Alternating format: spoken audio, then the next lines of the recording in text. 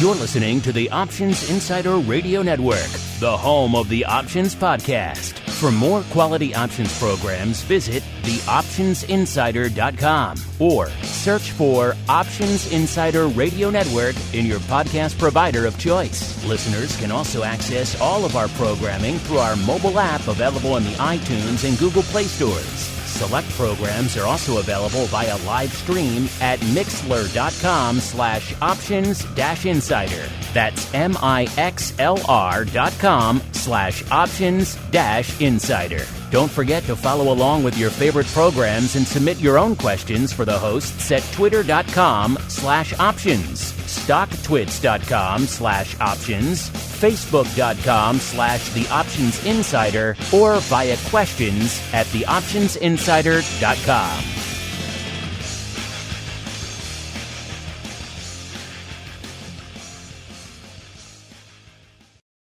And now, it's time for the show that breaks down the options market. From unusual activity alerts to market analysis, strategy overviews, listener questions, and much more. If it involves puts and calls, then our all-star panel will break it down. It's time to hit the option block with your host, Mark Longo from the Options Insider Media Group, and co-hosts Uncle Mike TOSAW from RCM Asset Management, Andrew the Rock Lobster Joe Vanazzi from OptionPit.com, and Mark the Greasy Meatball Sebastian from OptionPit.com. And now, get ready to hit the option block. All right, everybody, that rockin' tune means it is time to rock out once again, kicking off our broadcast week here on the old Options Insider Radio Network with, of course, your favorite, everyone's favorite, my favorite, your favorite, everyone's favorite. All the shows I can't choose. They're all like my children, but everyone likes this one as well. This, of course, the Option Block, coming at you live, noon Central, 1 p.m. Eastern. Get those questions, those comments in if you haven't already. A lot of you have already been chiming in. I think we're going to devote a substantial portion of the show today to what you guys have on the brain, which, spoiler alert, is many interesting things. We'll get to all those in a little bit, of course, wherever you listen. And on out there, leave a comment if you are so inclined. Help other people continue to discover it's more important now than ever in this period of market madness. Folks have a sane place to turn, a repository of good information in these fake news times. So help others. If you like what you're hearing, help others continue to discover the network. Of course, my name is Mark Longo from the aforementioned network, as well as, of course, from the OptionsInsider.com. And let's see who we've got joining me on this once again into the mouth of madness episode of the Option Block. If it sounds like you've heard this dance before, yeah, you kind of have. But we're got to do it yet again nonetheless. And joining me on the old all-star panel today, let's see who we got. First, we've got, let's go out to a quiet Hamlet, where we are joined once again, I do believe, by the uncleest of Mikes, Mr. Mike TOSAW from St. Charles Wealth Advisors. Uncle Mike, welcome back to the program, sir. Never before in the history, wonder where I'm going with this, of the last 15 months, has there ever been a better time to buy than today? I was a little confused as where you were going with that, but I'm okay. I'm down with it. I like it. Flipping the script. Now, there might be a few better times to buy coming up in the next day or two, which we'll discuss on this show, but trying to keep it interesting today, as if it's not interesting enough already. Yeah, I like it. Flipping the script. That might also be the fastest you've gone from saying there's never been a better time to sell than never been a better time to buy in the history of the show, which would be pretty much in keeping with the record pace of the downside we're seeing in the markets. And also joining us from who knows where he is. It could be from the Option Pit / Carmen Line World Headquarters. He could be from, it can't be from his kid's school because all of our kids are off school these days, which is joyous. Or it could be from a Costco near you. He could be raiding the TP as we speak. He's the greasiest of meatballs, Mr. Mark Sebastian. Mr. Meatball, put down that TP. How are things going in your neck of the woods, sir? Oh, it's just a joyous day here at Option Pit. We're having ourselves a day of it, Markets are, let's just say markets are moving at a clip. I I'm a big fan of what I'm seeing here, and there's not a lot to. I mean, who could be happier than to be trading on a day when the VIX is? We'll see. It might break. I would be less than surprised if we don't see peak volatility. Peak volatility, folks.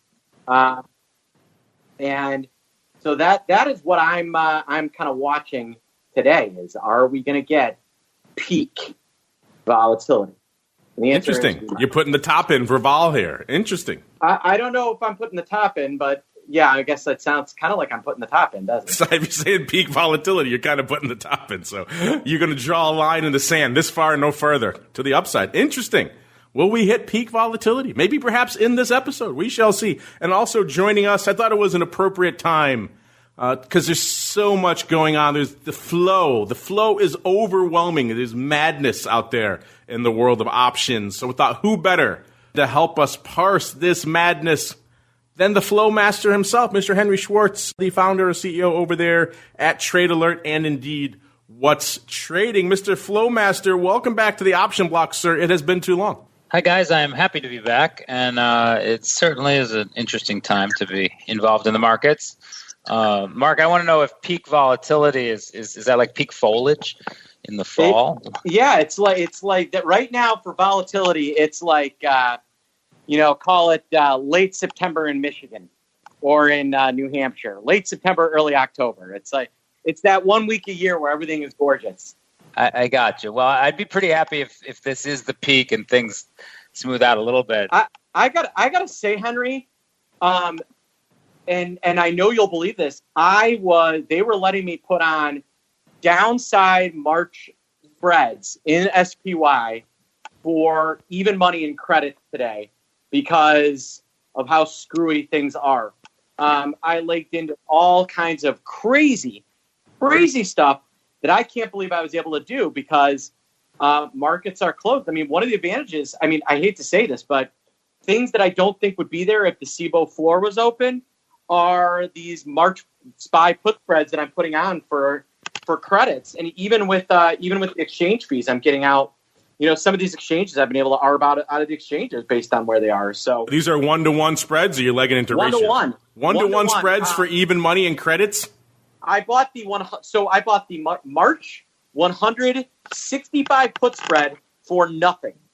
I bought the March 135, 133 put spread for nothing. And, you don't expect to be able to do that type of stuff. And it was, of course, the joke is I paid nothing for something that is worth nothing. But the thing here, folks, is I'm not planning on these being in the money. What I'm planning on is that the market gets worried enough or terrified enough that I'm able to sell this thing at a nickel or a dime or God, heaven forbid, a quarter. And now something that I got for free is worth real dollars. And you just don't get those type of opportunities. No, you do not. So without further ado, let's break them all down as we head on into the trading block. It's time to break down the latest topics, trades, and trends in the world of options. It's time for the Trading Block. All right, everybody, welcome to the Trading Block, the portion of the show where we break down what the heck is trading. And if you couldn't pick it up there from the top of the show, we're in a little bit of a repeat holding pattern here. You may have heard this episode before. Go back a week or so ago. Yeah, we opened up on the weekend after some crazy news. The literal weekend risk that is being priced into these markets these days is just off the charts, and it's worthy because every weekend something crazier happens. Of course, last week we had all the madness that led into opening straight off the price war in Saudi Arabia, other things that led us to opening pretty much and halting immediately on the open. Similar playbook this week. We had the Fed coming in on the heels of emergency action last week, coming in, and we joked about them emptying the chamber before, quite literally emptying the chamber this weekend. Rates are now at zero, effectively here in the U.S. So the Fed put in the quantitative easing last week. They did the emergency cut a couple weeks ago, and now they cut all the way to the bone on a weekend, too, which is interesting logic, and that you think might want to get some of that lift in the trading session, but I guess they were worried about opening limit down, which is effectively what we did anyway. So the Fed put is in, and the Fed put is apparently meaningless because this is about the third strike I think we've blown through now on that downside. The market just doesn't care. They say, thanks for those bullets. We'll take them. And we're just going to eat them right up and keep marching right down. So the Fed put has been overwhelmed. The Fed put is moot. We are halting yet again on the open. Coming into the show now, we're seeing most of the major indices still well off. They were off 8%. Now they're off S&P only off 7.5%. So I suppose there's something to be said for that. We're bouncing off the lows a little bit. Dow threatening right around 8%, a little bit shy of that. And the NASDAQ off about 7.75%. So there's a ray of hope out there. We're not off north of 8% yet again right now. And of course, everything out there has spun into madness. Our old friend VIX cash, it's up yet another over 12 handles since our last, about 13.6 or so. It's about 78, 70, almost 79. So that's up about over 13 handles from our last show. Just when we thought we couldn't go any higher. And if you listen to some of our vol views predictions, they were along those lines. I guess we have a whole week for that to play out. But still, VIX cash feeling the juice. Our old friend VVIX, a.k.a. the volatility, up. Get ready for this. 38 handles from last show. As at about a 192. We still at about a 192 right now. Actually, a little bit less than that. Now just come off now 188.5. It's about 36 handles out there. And our old friend Mr. Dave Lincoln has been on the Vol Show in the past. He's chiming in this morning. He thinks VVIX is up because a lot of substantial put buying out there in the VIX land. In particular, looks like it was the 845s. Getting gobbled up for size, and he's pinning a lot of the upside in VVIX on that, which does make a wee bit of sense. And of course, Mark kind of alluded to at the top of the show, we're all living right now, in addition to the sell-offs and everything else, from an options perspective, from a purely options perspective, we're all living in somewhat unprecedented times. Ever since the rise of the ISE, back when I was first walking onto the floor of the SEBO there in the late 90s, everyone has talked about this all-electronic future. Well, for the most part, we pretty much have that now for the first time ever in the options market. The SEBO closed their trading floor as of end of business day Friday. CME closed theirs last week for the futures option side of the fence. Now we're hearing NASDAQ following suit with the Philly. I think the NYSE stuff, so Amex and Pecos, I do believe they're still open, but I'll have to check to make sure for those. But if they're not, then effectively we are 100%.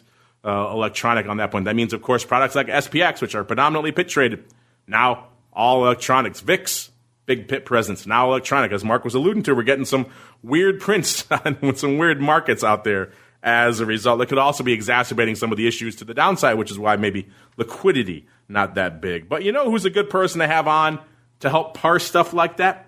It's the Flow Master. Mr. Flow Master, we'll start with you as our guest. Welcome on in these unprecedented times, this pretty much all electronic options market we're dealing with. You've obviously been watching a ton of flow. I've been watching your various accounts, at Option Alert on the Twitters and LinkedIn, everywhere else. You kind of almost been daily tweeting out new volume records across the board. So it's kind of almost an impossible task for me to ask you to sum it all up. But let's do that. Let's sum it all up. What's been really blowing your doors off over the past couple of weeks from a flow and volume perspective, sir? Well, you're right. I mean, I'm afraid I'm going to get kicked off of LinkedIn because I keep just making these new posts like, there's another volume record. Oh, look, there's another volume record. It's been so insanely busy in the last 3 weeks that it's really is unprecedented. I went back to even back as far as 2008, and because really now that's what all the comparisons are against, and it's just insane. We're like 51 million individual trades over the last 3 weeks. It's about double normal. I just for Reuters, I just ran notional open interest that's set to expire this Friday, the 20th. It's $2.4 trillion worth of notional option value, and we have a whole week for that to continue to build up. So that's not yet a record, but it's close. Obviously, the focus is on VIX, and it's funny. About a few months ago, we came out with some functionality in Option Alert that lets people go back to any date that they want, back about 13 years. And so I would demonstrate that by saying, hey, look, you can go to VIX in November 20th of 2008. And I would ask these traders, usually kind of young people, because I'm old and the new crop is in their 20s. And I'd say, well, where do you think we closed? Where do you think VIX closed in November of 08? And these people, they look at me, they're like, oh, that was the crisis, maybe like 50. And, that is the over 80 highest close on record. Yeah. Yeah. And one kid, and I will call him a kid, he looks at me, he goes, wow, I was in middle school then. And I was just like, all right, well, I already felt old. That's the guy you want managing. That's the guy you want managing size money right now. Is the guy who was in middle school in 2008? Exactly. I mean, and he's a big shot trader at a bank, and we're into uncharted territory for, I would guess, most of the traders out there. Have never been through this, and every single time we get a big move, we go, this feels a little different this time. And you got to say it on this one. I mean, not only is there fear, but besides fear of losing, the next 25% of your portfolio, people are personally scared about what their life is going to be like for the next 3 months, weeks, 6 yeah. months. Yeah, and so I'm in New York City, and we're sticking around, but I know a lot of people that said, I don't want to be in the city if they start closing down all the businesses, and we don't know if the trains are going to run, and people are freaking out. I mean, that's safe to say. I'm impressed by the way the market has held up. Sebastian, I know that I've seen some of these spreads invert and condors tradable for credit. And if your brokerage platform is able to keep up with the traffic, there is some amazing opportunity out there. But then, you see things like, situations like Robinhood where the platforms freeze up because this data levels are so high. That's why there's, people wonder why they should pay brokerage so that your company is willing to invest in its own products. That's really the key. And, that's what it comes down to. And so I am not, I've never been the type of guy that expected anything free. And Henry, what I've kind of joked about is that this does not feel like 2008 at all. But it doesn't feel like anything we've had before either. I likened it to like if 2008 and 2015 had a baby, maybe this would be it. Because it's faster than 2015, but maybe not. Doesn't feel quite. I know people are kind of physically scared about their future, but I don't know. Like I don't feel like even by this time in like August or September of 2008, you were worried that banks were going to start failing and that the financial system was going to collapse. This doesn't feel like the financial system is going to collapse.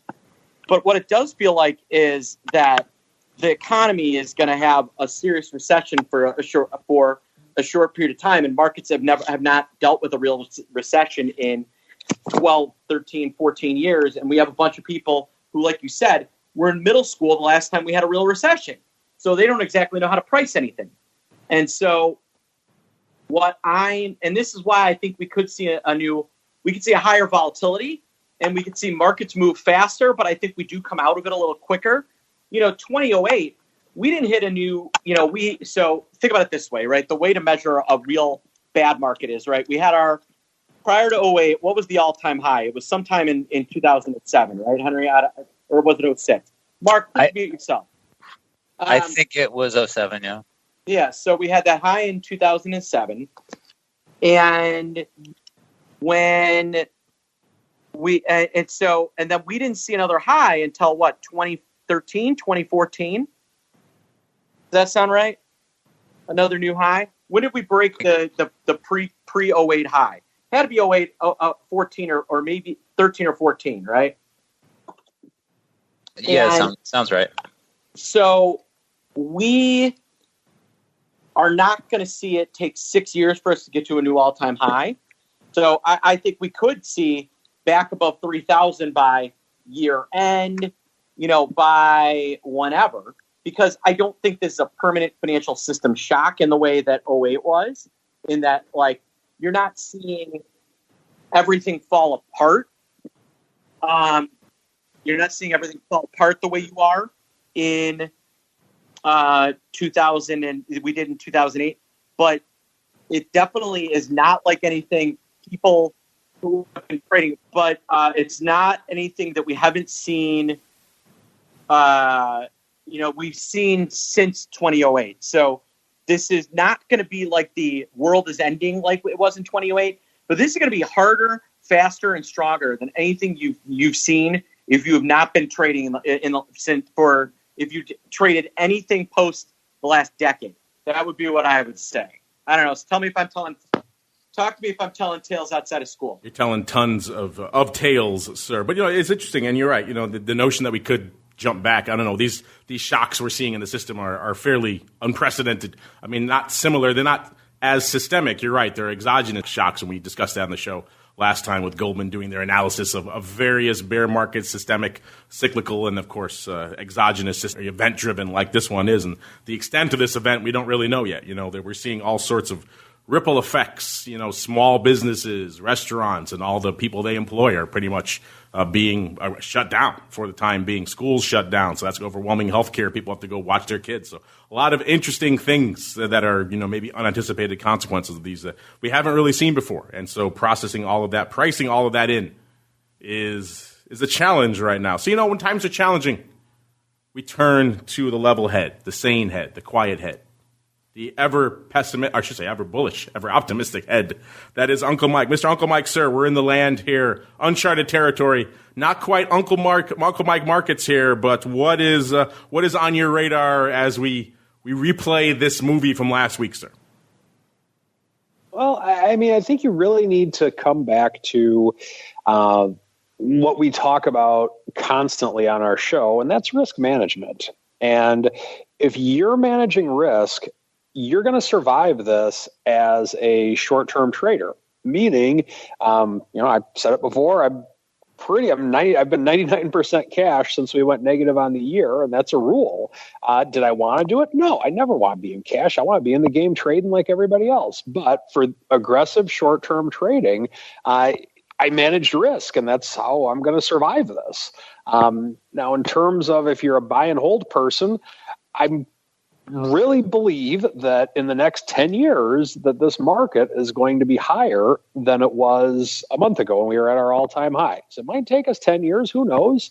But I really do believe that. And if you're in a buy and hold style of position, then although it's going to be painful for you right now, it's one to where you're likely going to be okay if you're in a decent long-term stock holding or an index fund or whatever the case may be. So I think that in a market like this right now, the only real opportunities that I'm looking for are things like what Sebastian described earlier. If you find something like that, great, take it. But in reality, I think that the main thing that we need to do here at this stage is that if you do want to do something on a more buy and hold level, then it might not be a bad time to sell some puts to get into something. I had a client with some cash on the sidelines last week when we spoke, and she's like, well, what can we do at this point? And I'm like, well, SPY is at 250. Would you mind buying SPY if it dropped another 10%? And she said no. So we went out 8 days and we sold just a short put on SPY for a pretty decent amount for those 1 week out. And so on that, she's more than happy to own the market at that level. I mean, it wasn't a discretionary trade of mine. She just had some extra cash on the sidelines, and we were just kind of talking about it. But she said that she'd be fine riding it out if she did get it put to her. And so I think there's opportunities like that. I think that if you look at this market and you're okay holding stock for the long term, this can be a phenomenal opportunity to just buy in or just simply sell puts to get in if you're not getting the price you want right now. So with it, I think that the other interesting thing on this is that everything's going down except for treasuries, and that corporate bonds are going down. My beloved silver's going down. And everything is packing into the treasuries. So, I mean, at some point, this is going to come back. There's no Okay, so I guess just to finish my point here, I think that if you're looking to do short-term trades, you got to be very careful in something like this because you're going to get chopped out pretty quick if this goes against you. Even if you're bearish in an environment like this, remember, we had a monstrous move to the upside on Friday. Our president even signed his autograph to a daily chart of the big Dow move. I wonder if he's signing his name to the move today. Probably not. Yeah. So, and Mike, to your point, gotta be careful. I think that there are a lot of people who are sitting on the sidelines in cash that are terrified of the market. If you're not thinking about starting to employ some dollars here, when are you going to employ them? Right? I mean, are you just going to sit in cash and be terrified the rest of your life? Many of you know Mike has accounts for my children, and my wife and I were talking today about sending him some checks to buy some stuff for my kiddos. So there you have it, folks. I could say, if you have a long-term outlook, 2 years, 5 years, 10 years, this is the time you should be licking your chops. If you have a short-term outlook, that's why you come to someone like me. You have a long-term outlook. Then Mike's the man. And if you want to know what the outlook is, who's trading the outlook, well, then that's when you go see Henry Schwartz. And to see all of us, you go to Mark Longo. There you go. Or listen to us at the very least. Love fest here, folks. Not a lot of watching, but a lot of looking or listening, I should say, here on the show. Speaking of Mr. Schwartz, since he's on, let's do an all trade alert themed rundown of what's lighting it up out there in the marketplace right now. Let's kick it off with the major indices. And you guys can find this for yourselves, tradealert.com, or head on over to What's Trading if you like the more retail-sized slice of the pie. VIX, as we said, we've seen this movie before, so that probably explains why we're not seeing the orders of magnitude of paper you perhaps might expect if we just woke up for the first time out of the blue and the markets were limit down and circuit breakers were triggered and all hell was breaking loose out there. We've done this dance before, which explains why there's only 733,000 contracts on the tape in VIX land as of right now. But the ADV ticking up there, as we said before, getting up there as we continue to see just plus million contract days almost every day out there of late in VIX land. The ADV right now about almost 1.25 million out there, so a far cry, about 4x from where it was just a few months ago out there. SPY topping the 4 million contract level, 4.12 million. The ADV, 5.7 million. Keep an eye on SPY out there today, because SPY is kind of, in terms of electronic S&P liquidity, and just S&P liquidity in general, if the S can't keep up or is not able to move as much paper as it usually does from an options perspective, SPY might have to pick up the slack. It'd be interesting to see. SPY already doing a lot of paper, 4.12 million. Maybe some of that is folks migrating over from the S who traditionally trade in the pit in the S and maybe are deciding to dip their toes into some size SPY waters. Obviously, either way, SPY doing a lot of paper. The S at 1.1 million, which is impressive given the fact that the pit is shut down for the first time ever.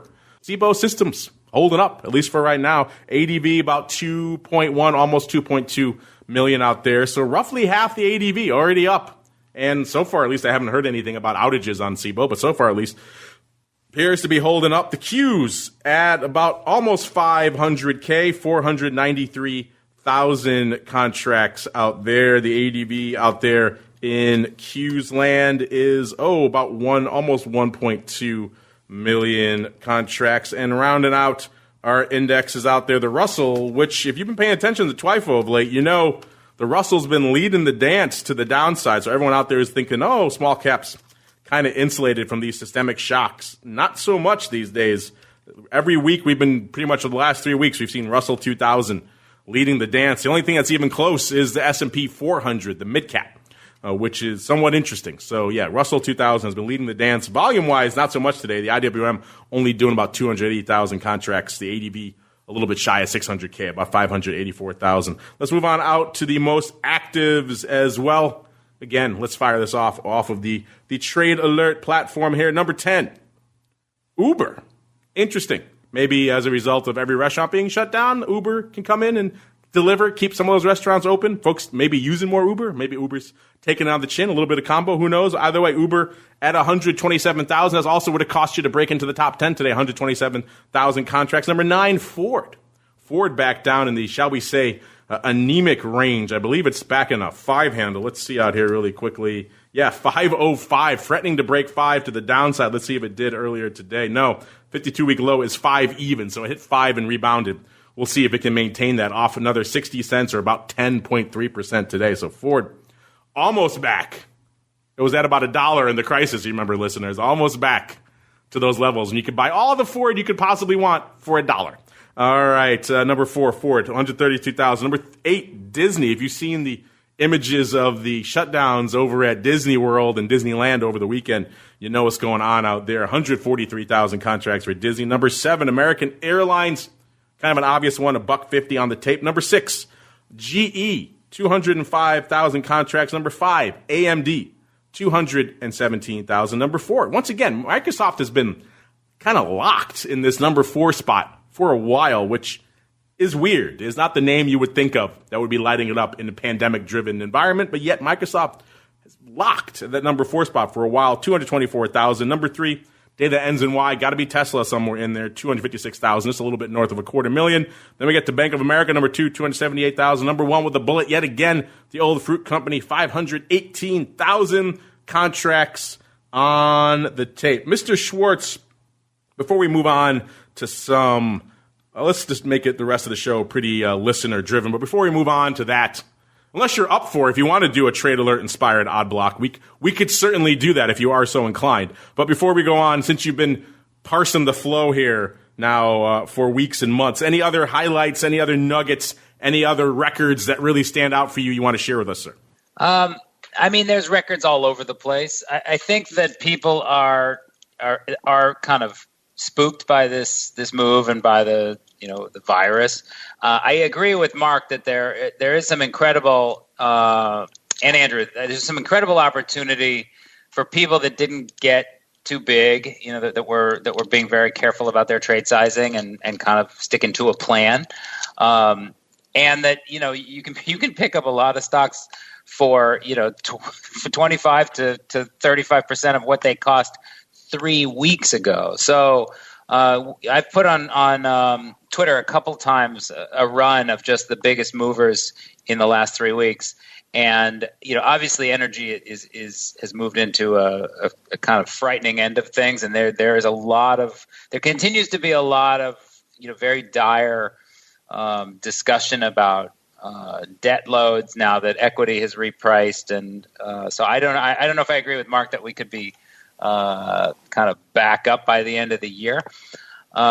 But I do think that if you're not kind of, if your back's not against the wall and you have the kind of the wherewithal to look and think about the opportunities, volatility is basically at, the highest level we've seen in, more than a decade. And that's not going to last forever. So, you can design trades around that.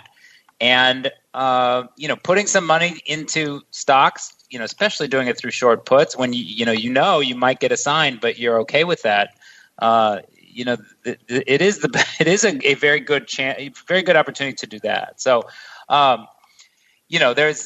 are seeing, people picking their spots. I mean, there have been plenty of what we call put bomber trades where somebody basically picks a strike, 15-20% below spot in a stock that they are basically comfortable taking a very large position in, and blowing out 35,000 puts and picking up somewhere between $1 or $2, and it doesn't mean the stock's going to bounce, but it does mean that somebody believes that in a fundamental kind of Warren Buffett type of approach that they are okay with owning a 3, 4, 5% of the company. So. I think that like most market crises, if you can kind of step back a little bit, not get sucked into freakouts, that there's all sorts of opportunity, but you really do have to kind of put some thought into how this is going to play out.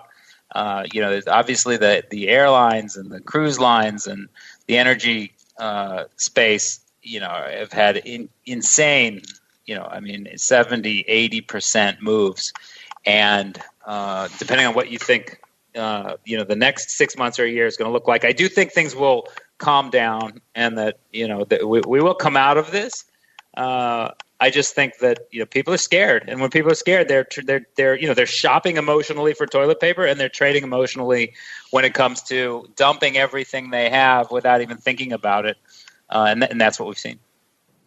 I think we are seeing a ton of questions. Let's maybe, instead of going into our odd block, let's dispense with our usual format, because there are a lot of folks out there who need to be talked off the ledge, or just calm down, or just share their opinions on what they're seeing out there. So I think without further ado, let's do our public duty and head on into a special Monday edition of the Mail Block.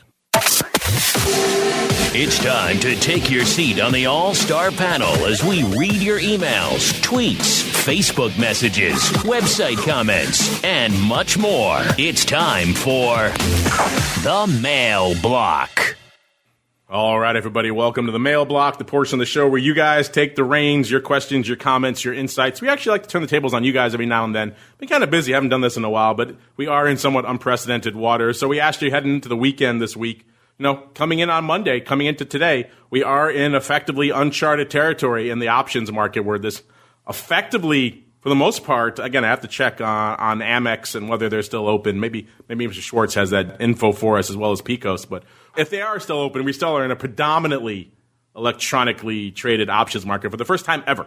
And so that brings us to some interesting territory. Also some interesting questions. SEBO closing their floor on Friday. No word on when it will reopen. CME taking that step earlier last week. No word from them either on when they plan to reopen. So we thought we'd ask you guys.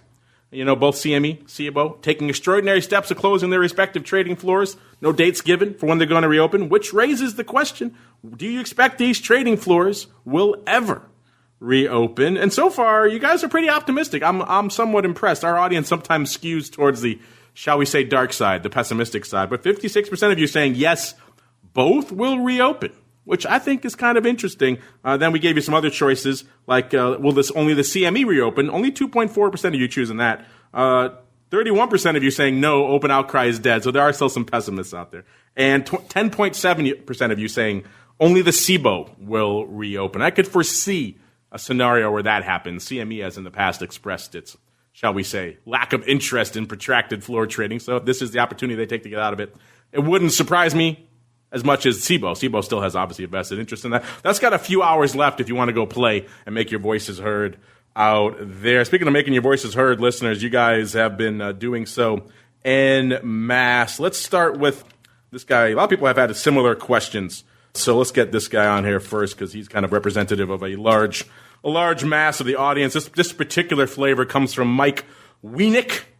Hope I'm pronouncing that correctly. He wants to know, if the markets are shut down due to the extraordinary circumstances and I have expiring in the money puts that I bought, what happens? Are the expiring options automatically exercised, or do they just expire worthless? A little bit of a typo there. No problem. Stressful times, we get it. Or do they just expire worthless because the market was shut down? Well, some good news for you guys. A lot of people have been asking similar question. What happens? Do my options just go away? Do they vanish into the ether? Can I do anything with them? Now, obviously, if the underlying is halted, you're limited in how you could close those out. You can't just go hit a bid or lift an offer. But they are an option. They give you that option, right, to exercise them if you like. So if you are seeing a scenario where you think the markets are going to eventually reopen far south of your put strike, and it sounds like your puts are in the money, so that could be the case, then you can still exercise them regardless of what's going on with the underlying exchanges. So it could be worth it for you, even if you have puts in that scenario where they're far out of the money, it could be still worth it for you to exercise them if you think it's going to open below it. Also worth noting, you guys should, if you ever have any questions on these sorts of structural contract type issues, OCC is the place to go, Options Clearing Corp. In fact, they have a special circular about just this that they've been putting out there recently. A lot of people have this exact same question. That's where the voodoo at OCC has to happen, right? They will do a settlement value for that contract. How they determine that could be a little bit up in the air. You may have issues. We talked about settlement and VIX and other products having issues, so you may not like the settlement price they come up with, but they will give you a settlement price, too, for those options. They have to settle out at something. Mr. Flowmaster, since you're our guest, I'll let you chime in here first. First off, if you have your own vote for our floor will they open or not poll? Have at it. And then B, what do you have to say for Mr. Mike here who wants to know what happens if he has puts and the exchanges are pretty much all shut down, all halted, sir? Well, it's a good question, and it does kind of scare me when you see people calling for shutting the markets, because that's just like, a multi-day circuit breaker. It lets people get freaked out and just do things that make no sense. I do have a little bit of color on the trading floors because I've been in touch with SPX crowd members and also the Philly. With SPX, I had somebody ask specifically how much of that volume was already electronic, right? Because they've been on hybrid for a couple of years now, and it's about 50% of the flow has been electronic for months.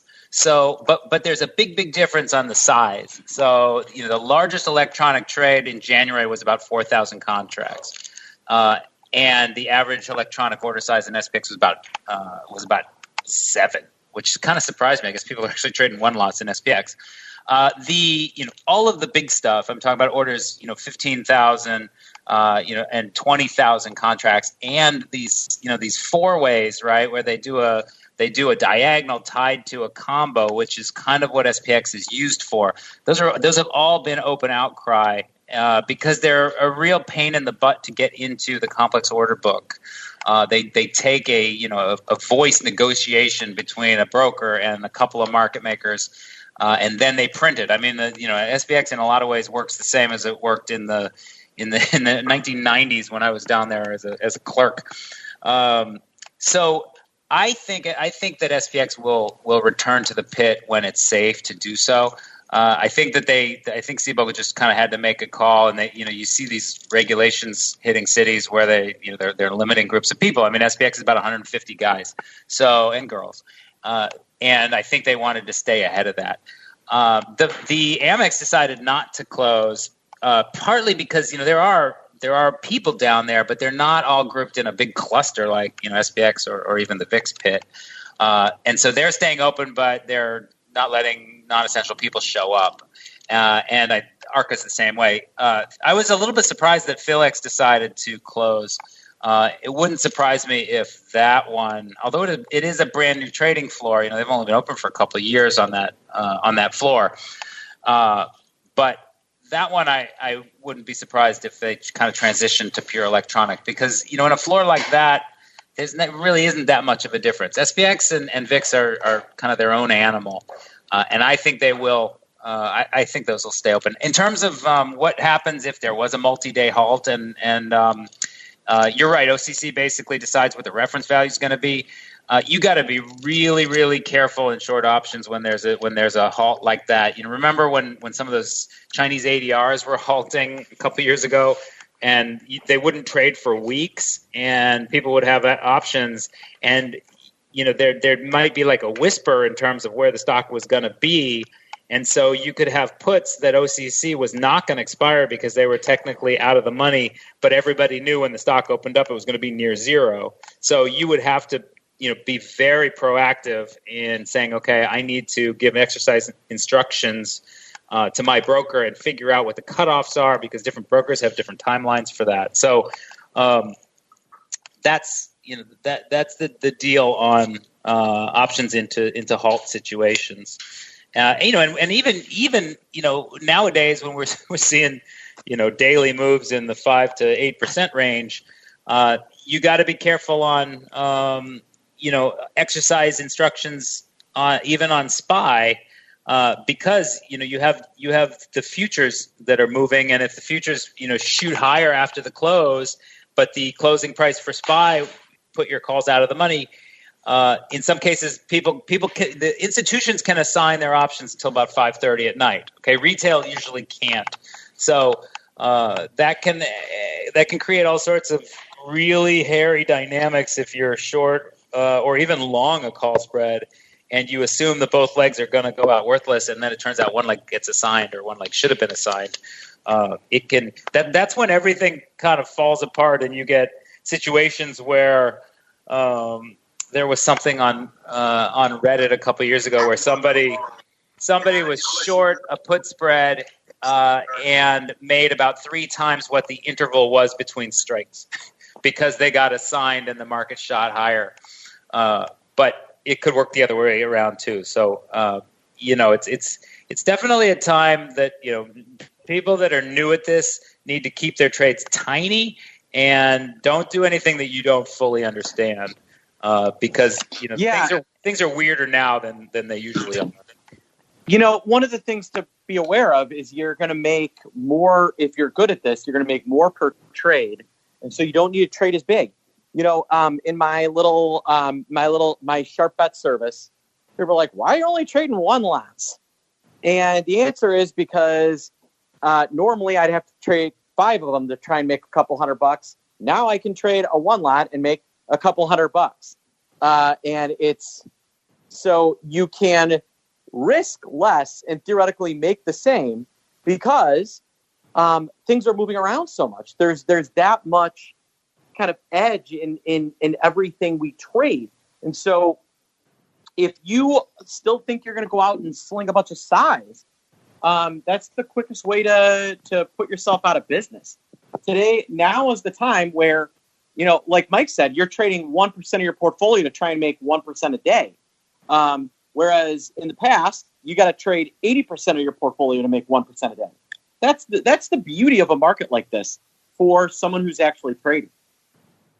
And the beauty of our live chat is it allows you to jump to the top of the line if you have a question. We got quite a few questions, you might imagine, but we like to make sure you live folks get bumped in there as well, like Tony Weber, taking advantage of that. I think he came in last week, too, so he's been taking advantage of that live queue. If you want to get answered quickly, that's the place to go, listeners. He was asking, any advice for handling large bid-ask spreads?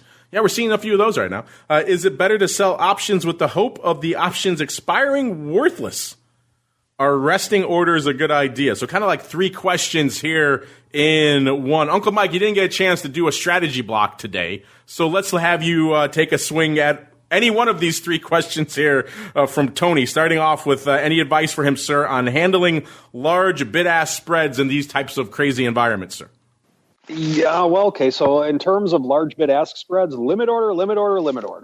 I think that I typically advise limit orders most of the time anyway. The only time I will ever do a market order is if I really need to get out of something, and even then I'm very cautious on it. I'll do kind of my own I'll put in a limit order maybe right at the offer or right at the bid if I really need to get out of something. So, I mean, I honestly can't even tell you the last time I did a market order, to tell you the truth. But with that, unless it's like maybe on a contingency or there's really not a lot of time for market orders, especially in markets like this. In terms of selling premium, should you just let things expire worthless or try and get out? I think that if you have your limit order in, let it sit there. But if you're looking to manage risk, I don't think you need to be trading in a levered portfolio right now, unless you're in something extremely liquid. And even SPY is having wider bid-ask spreads right now. So to answer the question about wide bid-ask spreads, limit orders, should you let something expire worthless? Well, if you're fine taking delivery, yes. If not, then no. You're going to need to pay the price with the wider bid-ask spread with what you're doing. I think, Mike, and to that point, today is a giant lesson on why it's always worth it to close stuff for a cabinet. A cabinet is a really inexpensive price for an option, usually less than a nickel. One, believe it or not, you're going to make more money closing your options for less than 10 cents and selling the next month out than you will letting everything expire worthless. And you are short. And let me tell you about the people that didn't close their nickel options and penny options that were trading weeklies that are now out of business. When, anybody out there preaching, anybody who's not closing out penny options, nickel options, anything a cabinet, they're not worth the snot that goes on a rack. So you are doing yourself a massive disservice if you're not closing out things for a cabinet. So you've got to, these are the example of why you close things for less time. And I'll say this one more time. If you are a consistent option roller and when your option that you sold gets worth less than a dime and you cover it and then go and sell something else, you actually make more money than if you let it expire worthless and then sell the next and then sell. And it has to do with the nature of how extra inexpensive options decay. So don't be a dummy. Close your spreads when they make a bunch of money. Honey. Oh.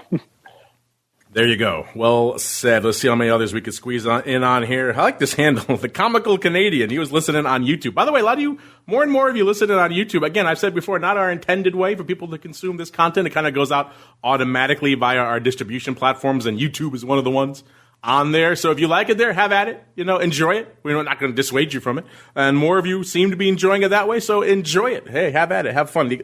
But this great handle, the Comical Canadian. He says he liked option block 883, a.k.a. the one we called 1987 Redux. He said, that was awesome content. It was really entertaining. Well, right back at you, Comical Canadian, and everyone else who's enjoying it out there on the tubes. Hope you keep enjoying it. Scott Summer is always chiming in. He chimed in. He's asking a lot about whether other floors are going to close down, like NASDAQ. He chimed in with a release saying NASDAQ to continue operating electronic markets and to shut the Philly options floor trading on March 17th, what we were just talking about. He says, praying this gets better. Yeah, I think we're all with you there. But yeah, a little bit surprising that we are seeing Philly. I guess no one was up for doing some div plays today, so they decided to shut the Philly floor. And it is a new floor, but it is still it's a smaller venue, but it is still a concentrated environment, so I could see why they would probably want to do that. Let's see if I squeeze in a few more here. This goes back to last episode, Mr. Uncle Mike, when you were chiming. You had your Johnny Cash analogy. A regular guy chimed in saying he had to have his own Johnny Cash with the markets. He said, we're down, that ring of fire. Yeah, I think we're all with you there, Mr. Regular Guy. I like your icon, by the way, Ron Burgundy. That's a nice one. Jae Sung Min chiming in saying, sell the rip seems like the theme nowadays until uncertainty is gone. Yeah. You're not seeing a lot of those hashtag BTFD that used to be all the rage out there on places like StockTwits and stuff. And it was hard to argue with them. It did work for quite a long time. This bull market raged on for nigh on 11 years. Of course, there were some impediments along the way. But for the most part, BTFD, as much as I'm not a fan of it, did kind of work until it didn't. Remember, we had to have those plans in place for when it doesn't. And right now is certainly one of those times. So I think Jae Sung Min, we're all with you there. Our buddy Mr. Ulivari, Bill Ulivari, has been on crypto with me a number of times. He's chiming in on all the exchanges closing the floor. He says he thinks it's a really bad idea closing the SIBO floor. He's an old school SIBO market maker, so some stake in that. This is a common question we're getting a lot from a lot of folks. Nick Tix, easy for me to say. He wants to know, why should I bother with options when I can just get short with SDS? SDS is, of course, one of those levered ratio ETF type products out there. We talked about these before. I've often only have jokingly referred to them as Franken products because they're, guess what? Or also poor man's options because they're using options to deliver those levered returns. How do you think they're getting those, listeners? So if you're a little leery of options and you're using SDS instead, guess what? You're trading options at the end of the day. I don't know, Mr. Schwartz, as our guest, sir. What do you have to say for folks like Nick Tix who chime in and say, why the heck should I bother with options when I could just get short using the poor man's option, a.k.a. SDS, and its ilk, sir? Well, that's same as looking at some of these stocks that are, now $1, where we still see some calls trading. And in fact, in some of the chaos of last week, I did a scan on call trades where the option price was above the stock price and put trades where the option price was above parity. And there were plenty. People, I think, in that case, getting liquidated and the brokers doing at all what they're paying. There are other ways to get exposure, but you don't get the convexity that you get from options. So, and the other thing is, you've seen a lot of headlines over the last couple of weeks about some real dislocations between the ETFs and components. So, the supply and demand, when you're one step removed, can get a little bit crazy. And, so things that even if you're right, sometimes you can get yourself, in a corner where you're not able to make the money even though what you expected to happen happened. So I think that people need to do their research, know what they're getting into, and in most cases, options give you more flexibility than anything else, but you have to be careful, right? And if you dip your toes into something that's very thin, especially in these kind of market conditions, you got to be careful you don't get just ripped off. Mark, you were talking about some of these inverted spreads. I've seen some of the other way around where somebody long a spread that should be worth about a dime accidentally sends it in as a market order to exit. Okay, expecting to get maybe 8-cent credit, maybe 7-cent credit, and they get a 3-cent debit. So they're the other side of your inverted spread. And that's not supposed to be possible, right? That kind of a trader gets furious because obviously they just got ripped off. But in these kind of market conditions, it's you got to beware of it is a free market, right? So value doesn't have the same meaning when people are in a lot of cases in basically a panic mode. So you have to know what you're doing is what I'm saying. I think you just hit on another cool, hot scan product there for Trade Alert, the premium out of whack scan. I like that. I mean, you have to come up with a sexier handle for it, I think, than that. But I think that could be very popular in times like this. Unfortunately, speaking of time, that music means we pretty much come to the end of our allotted time on this journey, listeners. So we'll kind of do a quick combo around the block as well as what's cooking with everyone type scan. Of course, if you want more in your ear holes, and who can blame you on a day like today, don't worry. If you're listening after the fact on the on-demand devices of choice, just hit next. We'll have more content hitting there for you. If you're listening live, stay tuned. We'll pump some fun stuff in. The live chat will be back in exactly an hour to talk crypto. Got some great guests over there from the options world joining me on crypto there as well, so stay tuned for that. But before we go, let's go back around the horn. Let's start with our guest, the Flowmaster. He's a busy man these days. Mr. Flowmaster, what are you watching for the rest of the week? And also, if you have any interesting nuggets, any interesting new developments, any interesting maybe premium out of whack scans you want to share with us in the Trade Alert What's Trading realm, now is the time, sir. The floor is yours. Well, the one thing that we're really watching is kind of the level of panic, because it comes and it goes, and you saw that fear turn into greed in about 2 minutes on Friday, and so we're watching for when things get really, really dire and everybody is sure that we're going to go down another 10%. That's probably the time we actually flip around. But it's gnarly out there. I mean, I don't know what else to say. The volume's off the charts. The bid offer is very challenging. There's still a lot of the markets are still working. You're still seeing a lot of intelligent trades go up, but you're also seeing a lot of stupid things happen. So that gives us plenty to talk about, and that's interesting. And you also got to realize the entire industry now is basically working a third remotely, a third in their backup center, and a third from home. So I've talked to a couple of traders that are dealing with that, and it'll be really interesting to see how that SPX volume holds up, and if we do start to see the trade size shrinking, or if we hear anybody having real trouble, because I do think that's something to watch. In terms of our own system, besides basically just adding memory and more processors to deal with this incredible amount of activity, we rolled out some enhancements to our earnings gap functionality, so you can actually now look at any stock and not only see the upcoming earnings implied move, but you can see how it's done over the last 8 quarters and get a quick read on, okay, I can see Tesla's, underperformed the gap over, the last 3, and before that it was outperforming. So just helps pull all that information into one place for people. So, and we're hustling to keep up with everything that's going on and help people understand it, as we always do. There you go. Kick the tires and light the fires for yourselves, listeners. Trade Alert for the pro meaty professional grade version, or What's Trading for the more retail friendly. Just type them both into your browser of choice. Go to whatstrading.trade-alert.com. That'll take you there as well. If you ever wanted to parse some options flow and have an understanding what the heck's going up out there, I think now might be the time. So Trade Alert / What's Trading, pretty much the only game in town for that. Head on over there before SIBO gobbles them up too, and then there's no independent analytics companies out there left. What's Trading and TradeAlert.com. Uncle Mike, same question for you, sir. What are you watching? And also, if folks want to get a hold of you in these troubled times, and I have to imagine more than one or two of them do, where should they go? What should they do? stcharleswealth.com. Contact me in terms of the next number that I'm looking at. Wanting to see if we can break the December 2018 lows. To see where we're at with that and see if we can stay below them if we go there, and just checking that out. And then this is a news-driven market, so that's what I'm watching is the news.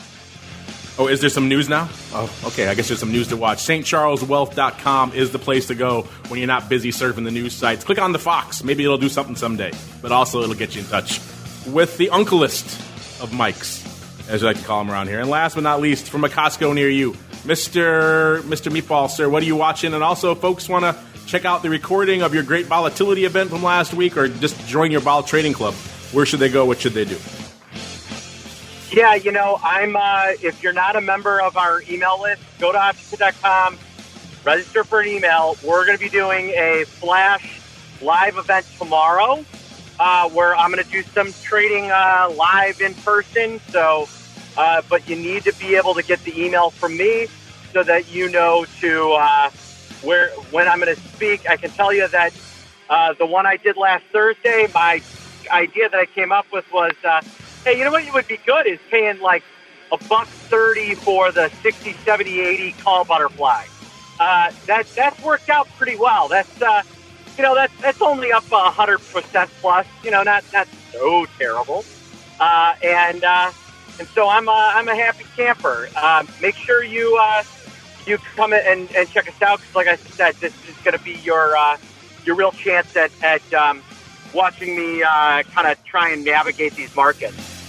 There you go. If you want to watch him for yourself, maybe get access to some of those cool trades and a lot more, optionpit.com is the place to go. Join their cool vol trading club. Get the secret handshake, the key to the secret clubhouse, and fun trades like that. Optionpit.com. So you got Trade Alert, you got Option Pit, St. Charles Wealth, a lot of fun places to go and do some stuff while the markets are melting down around your ears. And on behalf of Mr. Schwartz, a.k.a. the Flow Master, and Uncle Mike, and the Meatball, and indeed myself, I thank all of you out there for downloading, streaming, and subscribing. If you're listening live, stay tuned. If you're listening after the fact, hit next.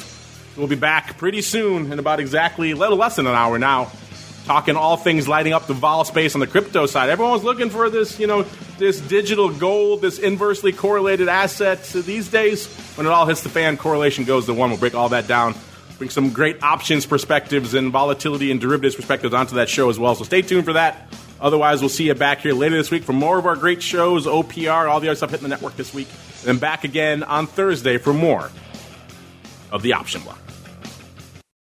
You're listening to the Options Insider Radio Network, the home of the Options Podcast. For more quality options programs, visit theoptionsinsider.com or search for Options Insider Radio Network in your podcast provider of choice. Listeners can also access all of our programming through our mobile app available in the iTunes and Google Play stores. Select programs are also available via live stream at mixlr.com/options-insider. That's mixlr.com/options-insider. Don't forget to follow along with your favorite programs and submit your own questions for the hosts at twitter.com/options, stocktwits.com/options, facebook.com/theoptionsinsider, or via questions at theoptionsinsider.com.